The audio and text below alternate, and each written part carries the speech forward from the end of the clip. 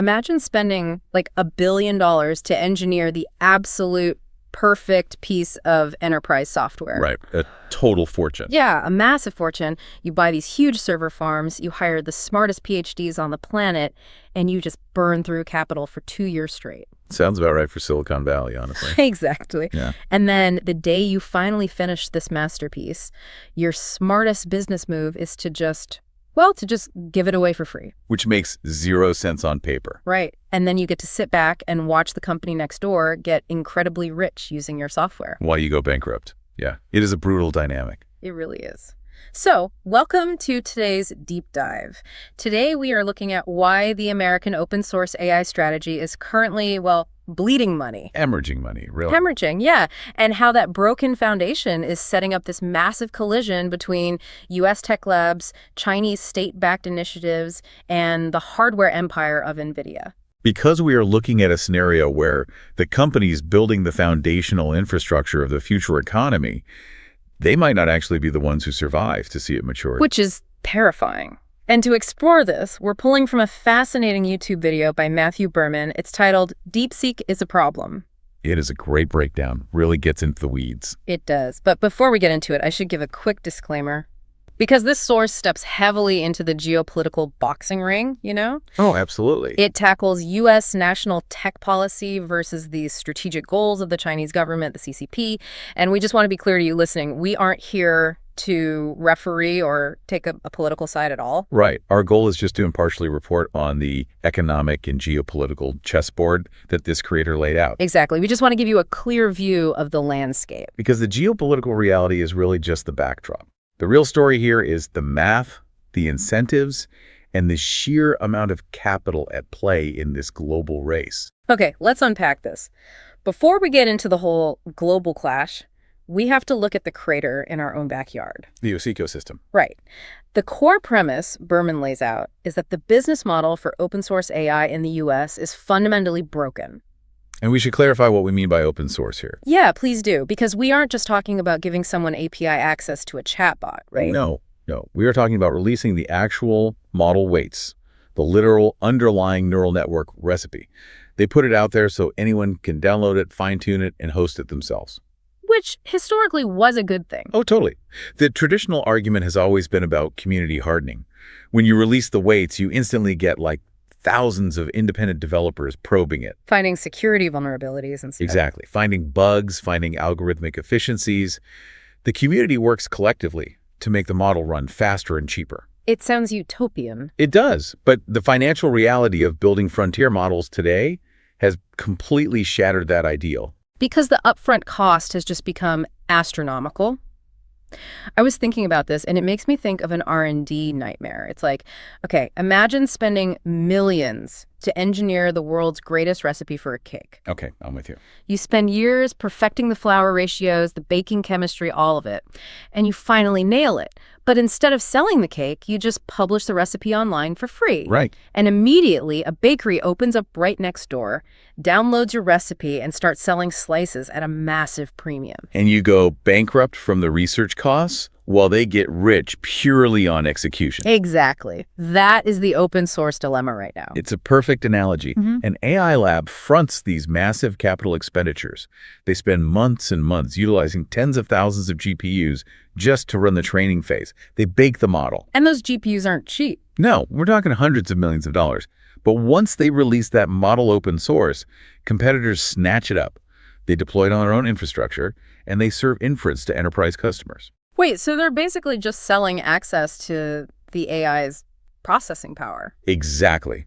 But they reap vastly higher profit margins because they completely skipped the massive initial R&D costs. So the innovator, the one who actually did the hard work, gets financially punished. Severely punished. And, this isn't just some abstract problem for a few Silicon Valley venture capitalists. Right. Berman points out this really sobering macroeconomic reality. Roughly 40% of the entire U.S. stock market's value is currently concentrated in just 7 tech companies. Wow. Wait, 40%? Yeah, and those companies are heavily leveraged on the assumption that American AI dominance is just a guaranteed future. Oh, man. So if a massive segment of that ecosystem, like the open source foundation, is relying on a business model that practically guarantees bankruptcy, Then the ripple effects for the broader U.S. economy would be staggering. but that creates this glaring paradox. If giving away your model weights is basically financial suicide, why are Chinese labs eagerly throwing their best open source models onto the internet for free? Like, how are they dominating a space that U.S. labs are struggling to even monetize? What's fascinating here is the sheer effectiveness of state-sponsored market distortion. Okay, break that down for me. Well, to understand China's dominance in open source AI, you have to look at the strategic goals of the CCP. Unlike the U.S. ecosystem, which relies on venture capital expecting a direct return on investment, the Chinese government actively chooses and subsidizes domestic winners. So they aren't worried about next quarter's profit margin. Not at all. Their goal isn't immediate corporate profitability. It's global market capture and setting the international standards. It sounds a lot like historical tech dumping. Yeah, exactly like that. Like we saw this exact playbook in the 2010s with the solar panel industry or even steel manufacturing before that. The state subsidizes the manufacturing so heavily that they can just flood the global market with incredibly cheap products. And it completely wipes out the profit margins of any international competitor who actually has to care about their bottom line. Right. The dynamic is identical, just applied to artificial intelligence. And Berman notes a key strategy here. If you are a technological step behind the market leader, your most aggressive, offensive move is to just give your product away. Just kill their margins. Exactly. You do not need a model that is profoundly smarter than the U.S. equivalent. If you release a model that is, say, 95% as capable but functionally free, you instantly vaporize the premium pricing power of the leaders. it is a calculated strategy of margin compression. And the timing of this margin compression is critical, right? Because U.S. enterprise adoption is just now hitting an inflection point. Yeah, for the last 2 years, companies have mostly just been experimenting with AI, playing around with chatbots. Right.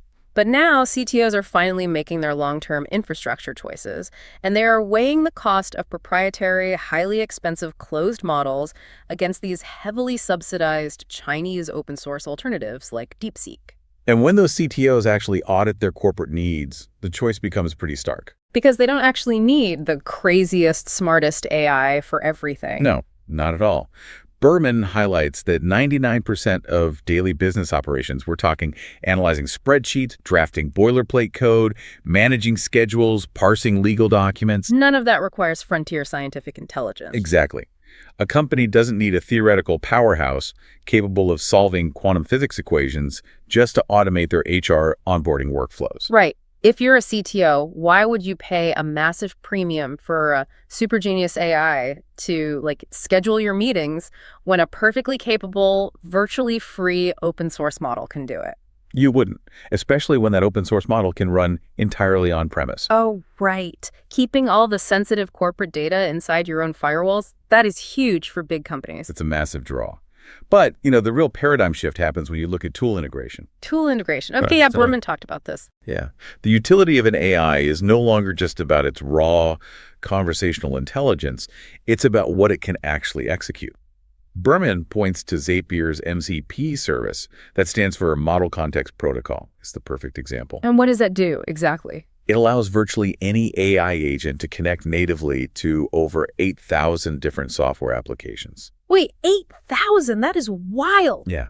And we aren't talking about writing custom API bridges for months. You essentially hand an open source model an endpoint link, and suddenly it has read and write access to Gmail, Asana, Notion, Salesforce, you name it. So an email comes in, the model reads it, identifies it as an invoice, logs into the accounting software, drafts a payment, and then just pings a manager on Slack for approval. And it does all of that autonomously, with zero code. That is insane. It is.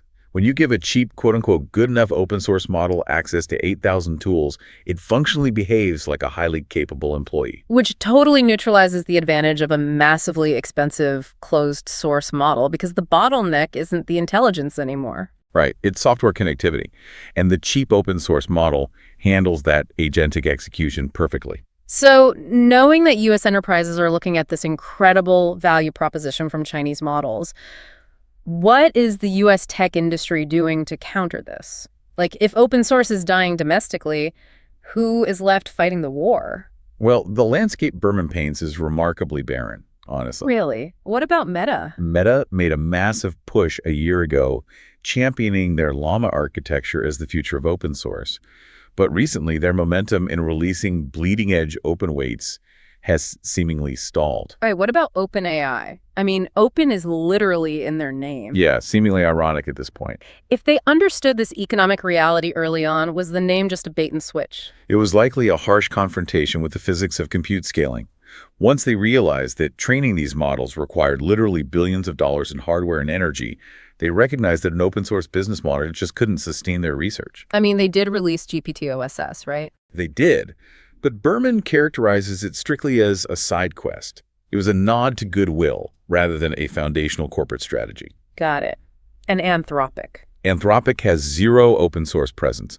They are entirely focused on closed system enterprise sales. And Google. Google offers the Gemma series, which is great, highly capable, but it's architected to run locally on consumer devices like laptops and phones. It's not meant to serve as the macro infrastructure for massive enterprise data centers. Wow. Which leaves exactly one heavyweight actually funding the U.S. open source ecosystem. Right.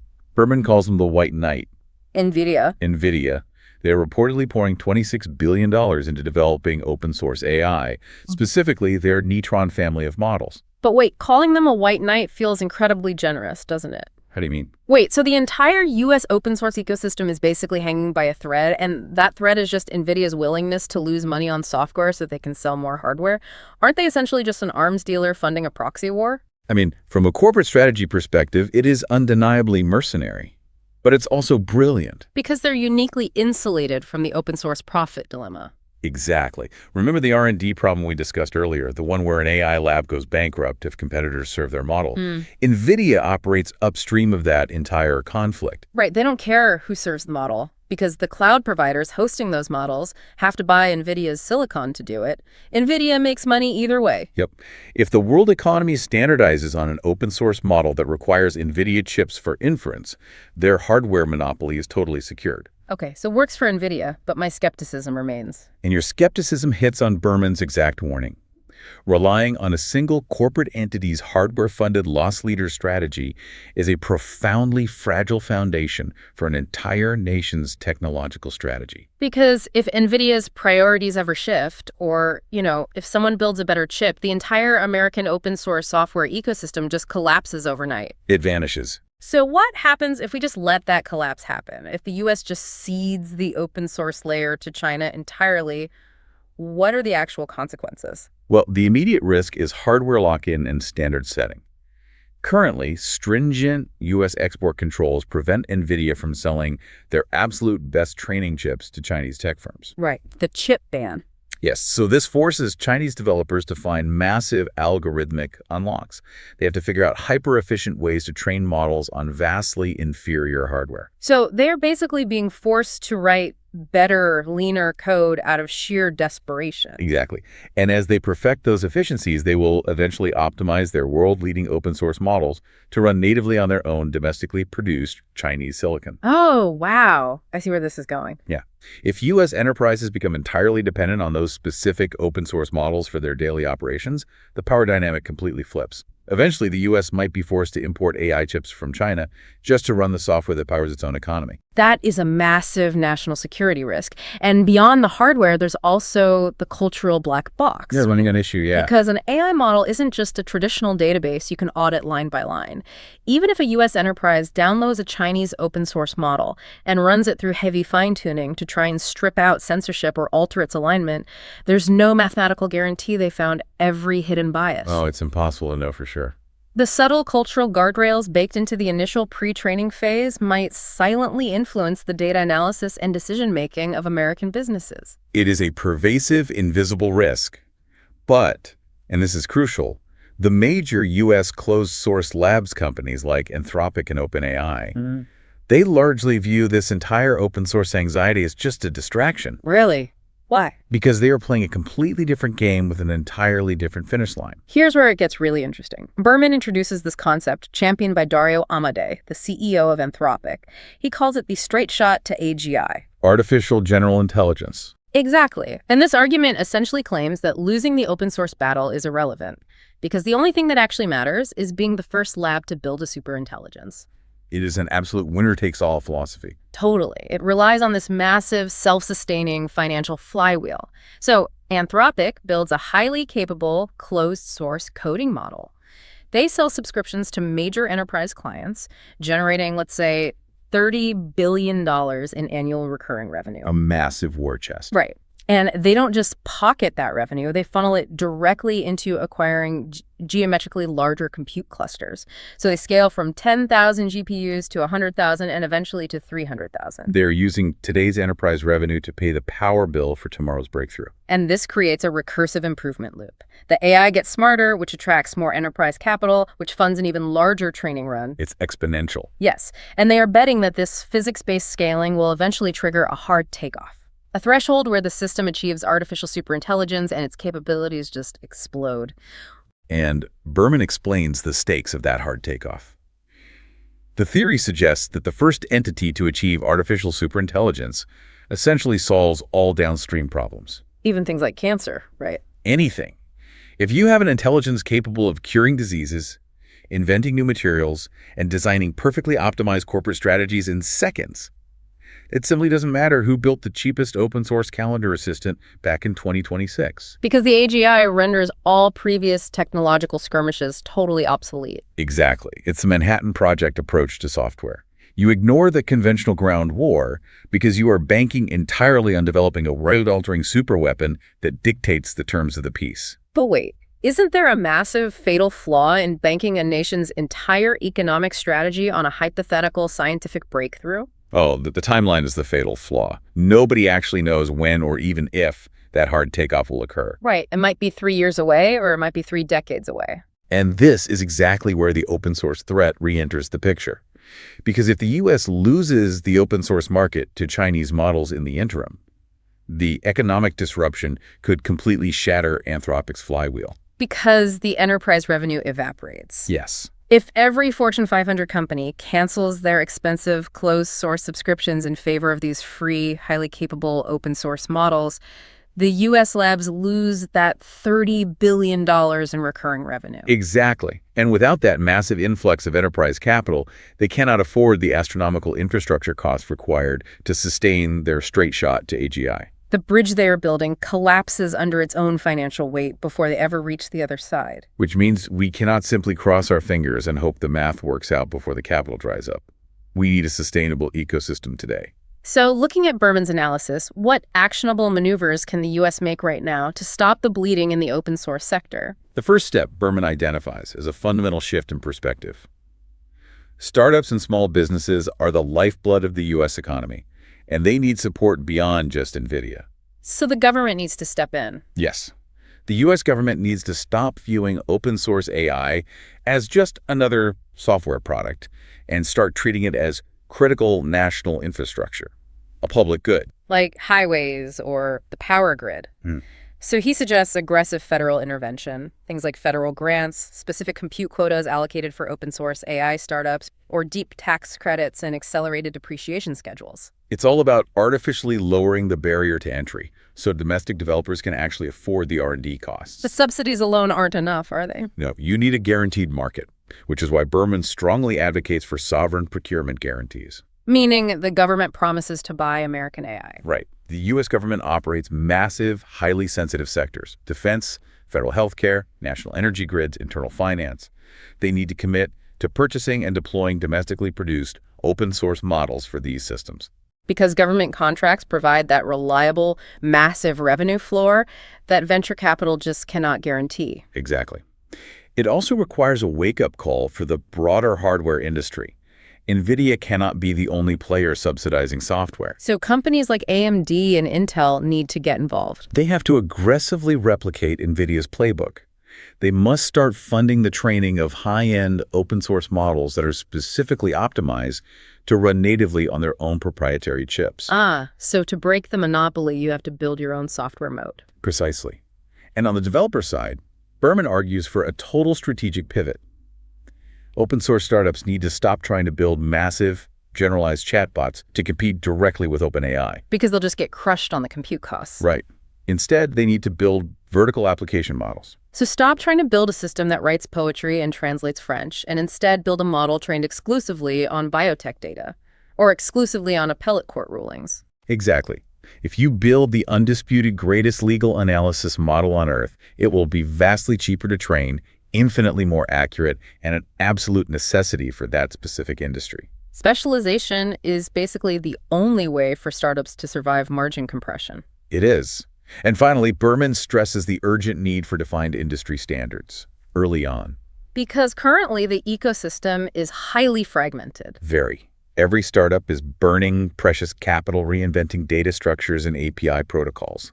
Establishing universal foundational standards would drastically accelerate time to market and reduce all that redundant R&D waste across the board. So what does this all mean? Like, if you are a developer laying the architecture for a new startup, or you're a CTO mapping out a 10-year IT budget, why does this geopolitical and macroeconomic chess game matter to your day-to-day operations? If we connect this to the bigger picture, it reveals that the bedrock of the next internet era is currently highly unstable. It's shifting under our feet. Yeah.